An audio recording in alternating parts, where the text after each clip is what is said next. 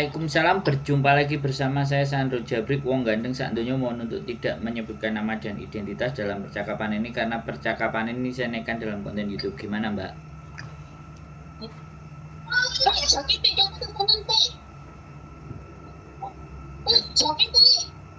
Halo? Iya Mas, iya ini aku mau nanya ini. Gimana? Nanya apa? Ini kan aku udah posisi itu ada di Indo. Kemarin itu aku di interminate. Terus? Dalam surat interminitan itu majikan itu nggak masih tahu apa alasannya itu, tapi aku tahu Mas alasannya. Terus? Itu kira-kira kalau ke Hong Kong lagi itu visanya turun nggak Mas? Waduh, ini selalu pertanyaan yang ditanyakan teman-teman, visanya turun atau tidak ya. Kalau sampean bertanyanya kepada saya tidak bisa menjawab secara pasti ya, apakah turun ataukah tidak gitu kan. Soalnya gini Mbak,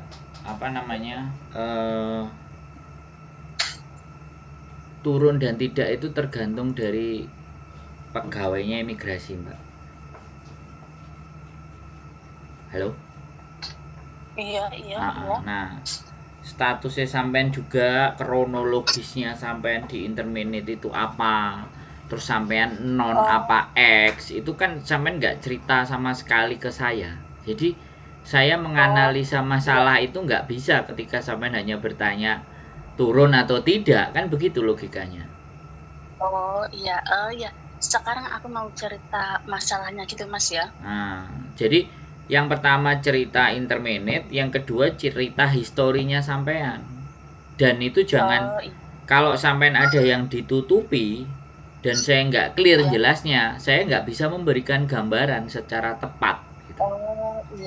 Iya, karena banyak cerita teman-teman itu nggak ngomong punya utang apa semua. Nah itu disembunyikan, giliran dia proses nantinya ya kan, jawaban dari saya PWD yang menurut cerita logikanya sampean bisa lah Mbak, akan diterima. Giliran masuk ternyata ada utang dan nggak bisa ditoleransi, itu kan intinya kan kayak gitu tuh Mbak. Dan saya nggak kepingin ketika di konten menjawab bisa dan tidak seolah-olah ini saya itu penentu visa. Jadi saya kadang untuk menjawab pertanyaan ini tuh ada batasannya. Begitu loh Mbak. Gimana? Sekarang cerita masalahnya gitu Mas Sandro ya. Ya. Aku di rumah majikan ini udah dapat 10 bulan gitu loh Mas. Kejadiannya itu 1 bulan yang lalu baru aku ngomong ke majikan. Kan aku jaga kakek. Itu kakaknya tuh kurang ajar gitu. Nah setelah kejadian itu aku jadinya kayak gimana ya, kayak benci, pegel gitu sama si kakak gitu. Ngelihatnya itu kayak enak gitu. Iya. Terus? Tadinya itu ya, sebelum kejadian itu kan biasa, sewaktu jalan-jalan gitu ya, aku gandeng tangannya dia karena aku takut kalau dia ntar itu jatuh gitu. Soalnya kan si kakeknya itu kan jalannya udah tertatih-tatih gitu. Nah setelah kejadian itu aku kayak nggak mau gitu gandeng dia gitu. Itu udah 1 bulan gitu. Terus pas malam Sabtu kemarin itu loh Mas ya, aku itu agak ada masalah juga sama si nenek. Terus juga sama si kakek itu. Si nenek itu sedikit protes ke agent. Maka soal sayur aja itu dia protes ke agent. Hari Jumat siang itu Mas ya, kan saya kan nomis kecambah karena kecambahnya itu masih ada. Si nenek itu bilang nanti untuk makan malamnya itu kecambahnya itu dicampur sama sangjoy gitu. Karena sangjoynya itu tinggal sedikit, jadinya aku campur sama sawi putih itu loh ya. Terus waktu aku nyuci sayurnya itu aku nggak bilang sama nenek karena nenek itu lagi keluar rumah itu sampai jam 6 sore. Terus jam 6 sore itu kan semua sayur udah aku cuci. Jam 7 itu sayurnya itu aku tumis, setelah matang aku taruh di meja. Si nenek bilang, loh kok ada sayur putihnya? Iya nek, soalnya itu sangjonya itu nggak cukup, aku bilang gitu. Padahal itu dimakan juga habis. Besoknya itu dia itu komplain ke agent. Terus apalagi ya soal sop kacang tanah sama cagar. Nggak biasanya si kakek itu makan kacang tanah gitu. Kan kacang tanah itu ya kan keras gitu ya mas ya, kalau nggak terlalu lama itu masaknya. Sedang si nenek sendiri itu bilang kalau potong jangan terlalu lama, kalau lama-lama itu katanya ngabisin gas gitu. Nah soal itu aja tuh dia juga udah komplain lagi tuh ke majikan gitu. Terus pas hari Jumat itu juga ya, kan itu cucunya yang kecil datang ke rumah si nenek. Itu terus cucunya yang kecil itu udah pulang.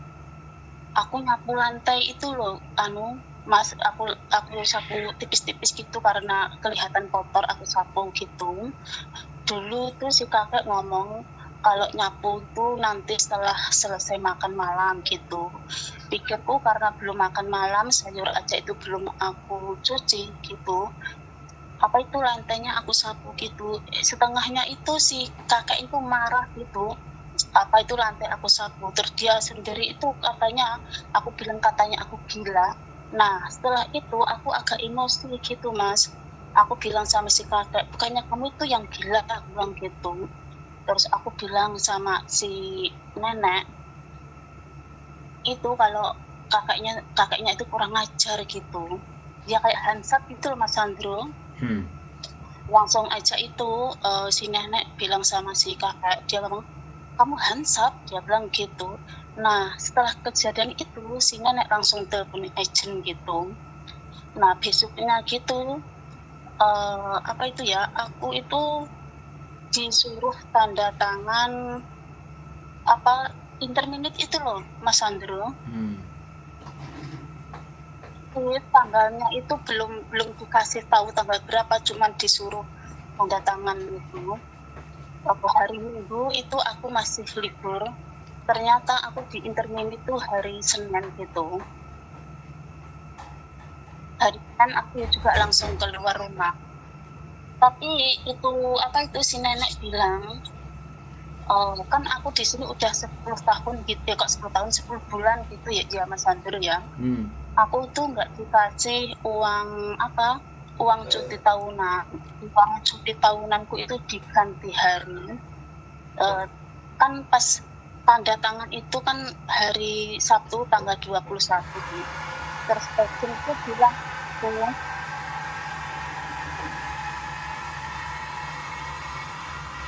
Sandro? Ya, saya dengerin dengan baik, Mbak.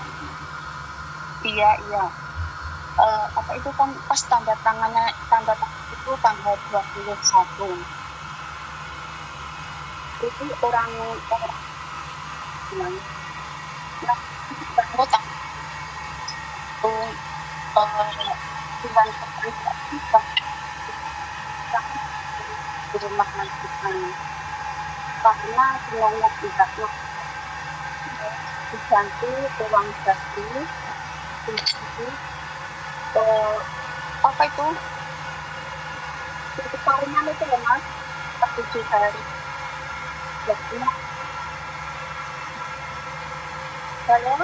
Halo. Oh iya, nanti hari itu lemas, jadinya aku tadinya keluar tanggal 21 karena maju 7 hari, jadinya aku keluar tanggal 14. Orang agent ngomong bilang gitu. Tapi setelah beberapa jam kemudian itu berubah lagi mas.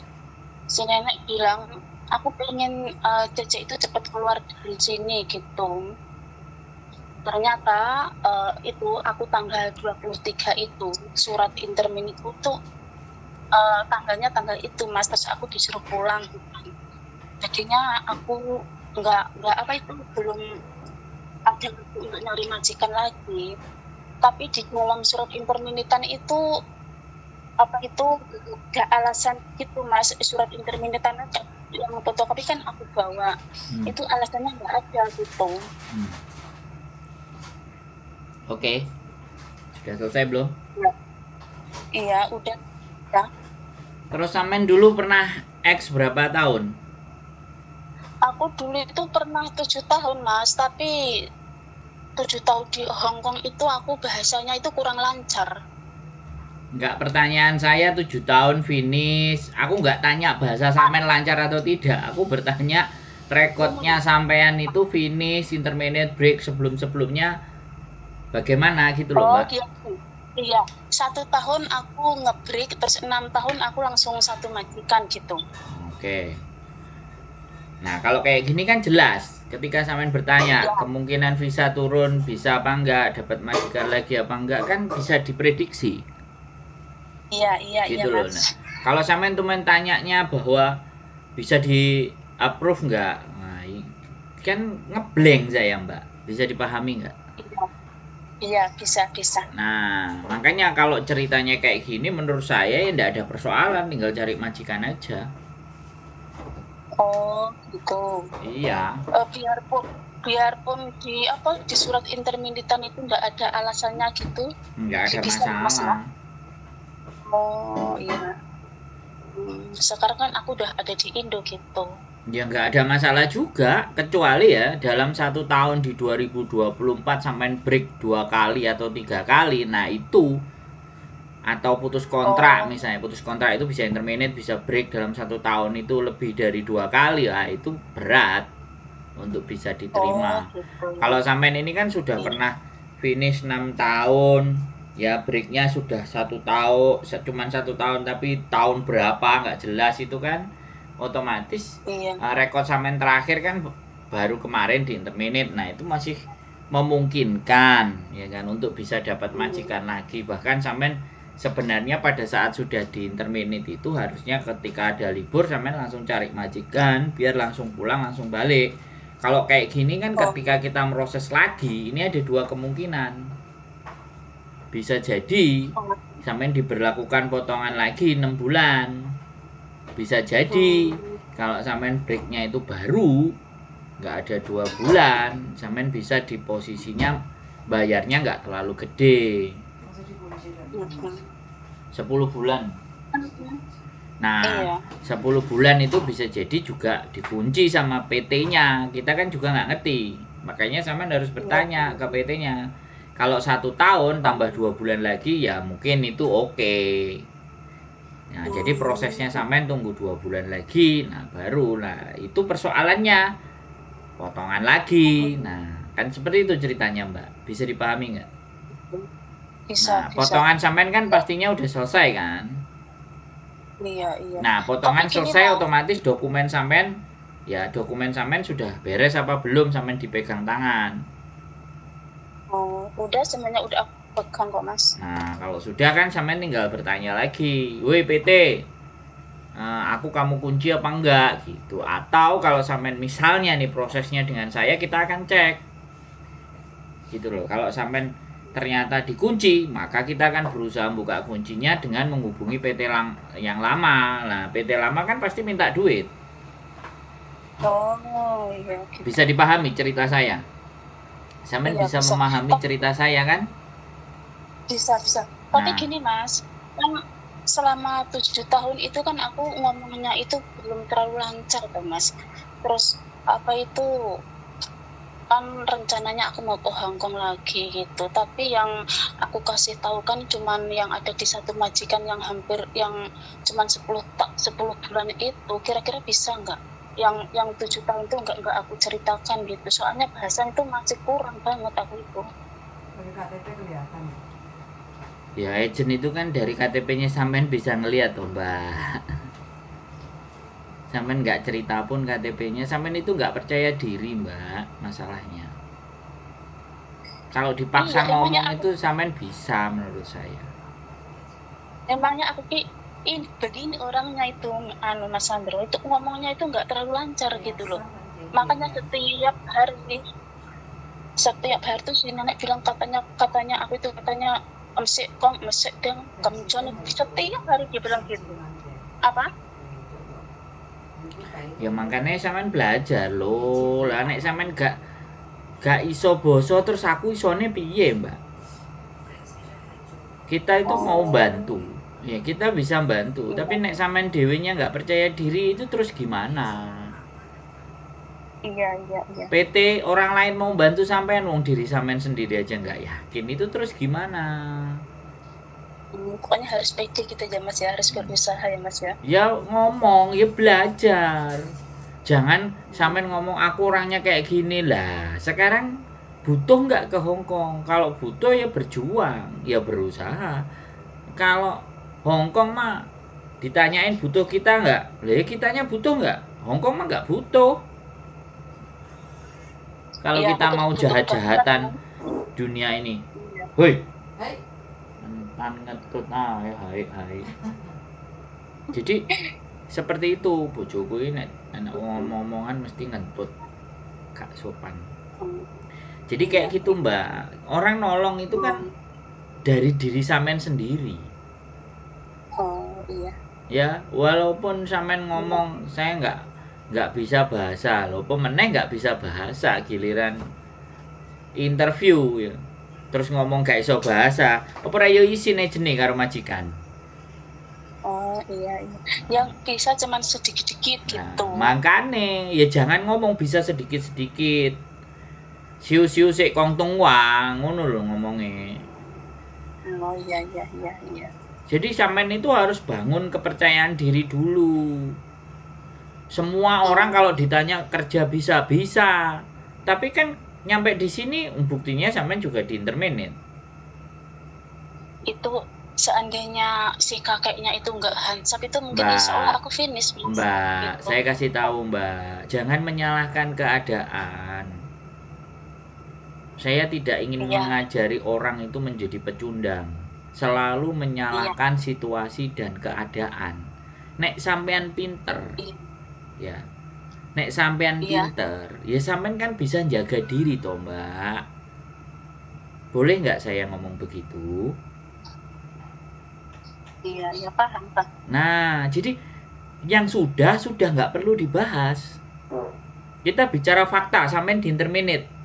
Terima atau enggak terima? Bener apa enggak? Bener kan? Iya. Nah, kalau sampean di interminate, ya jangan bilang nggak terima. Oh, gara-gara gini. Hidup itu paling gampang nyalain orang, Mbak. Tapi betulin diri kita sendiri itu yang susah. Boleh kan saya bilang begitu? Iya.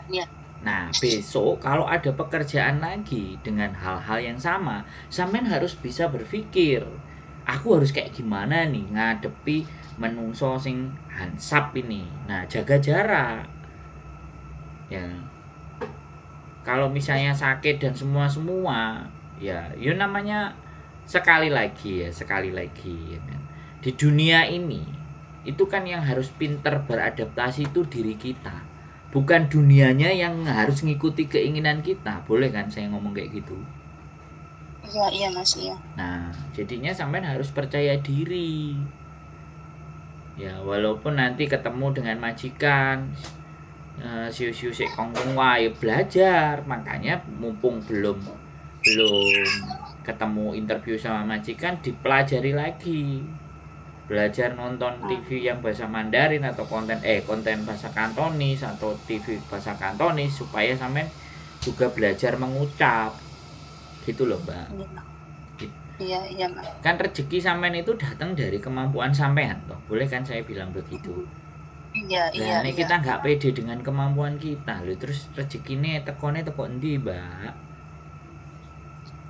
Bisa dipahami maksud saya. Kalau masalah visa dan imigrasi menurut saya kalau melihat rekod harusnya masih bisa dengan syarat sampean harus pastikan di PT itu kunci sudah dibuka. Oh iya. Ya. Pastikan tuh sama PT. bahwa sampean sudah dibuka kuncinya. Karena kalau diproses misalnya sama kita yang tidak merger sama PT itu kan itu masalah, Mbak. Nah, Indonesia sampean tahu kan, Indonesia itu kan semuanya serba duit. Iya Mas, iya. Nah, kan seperti itu ceritanya. Nah, Iya. dari cerita saya sudah punya pandangan atau gambaran belum? Halo? Ya, halo, iya pengennya kerja ke Hongkong lagi gitu Mas. Duh. Lah iya Mbak, yang ini saya tanyakan, sampean sudah punya pandangan belum kalau mau memulai bekerja lagi gitu loh? Iya, sudah. Nah, itu yang paling penting. Omongan kita kan itu tuh. Membuat sampean percaya diri lagi, ya kan? Pede lagi. Kalau memang sampean minta dibantu sama kita, misalnya kirim biodata, bikin KICU JK, kan gitu toh. Baru kita pasarkan ke majikan, kan begitu. Halo? Iya, lo denger Mas ya? Duh, lah yo denger, tapi kan saya mengajak sampean untuk berkomunikasi, Mbak. Saya ngasih jeda. Iya. Saya ngasih jeda itu sampean memahami atau tidak. Jeda saya itu untuk melihat responnya sampean gitu loh, Mbak. Jadi aku nggak ngomong dewe gitu, paham maksud nggak? Iya, paham. Nah, jadi kalau memang ternyata sampean pingin proses dengan kita, ya silahkan. Kalau ataupun sampean proses ikut lagi ke PT itu, ya silahkan. Oh iya. Nggak ada masalah, ikut sama siapa aja terserah, menurut sampean bebas. Saya juga nggak ingin memaksa harus dengan saya, tapi yang terpenting komunikasi kita hari ini itu sampean sudah punya pandangan dan gambaran untuk melangkah itu harus ngapain gitu loh. Bisa dipahami nggak maksud saya? Bisa. Oke. Ada lagi yang masih belum jelas kira-kira Mbak E? Udah jelas Mas, udah jelas. Sudah, oke, sudah. Makasih ya Mas ya, makasih. Oke, siap, sehat selalu. Assalamualaikum. Waalaikumsalam warahmatullahi wabarakatuh.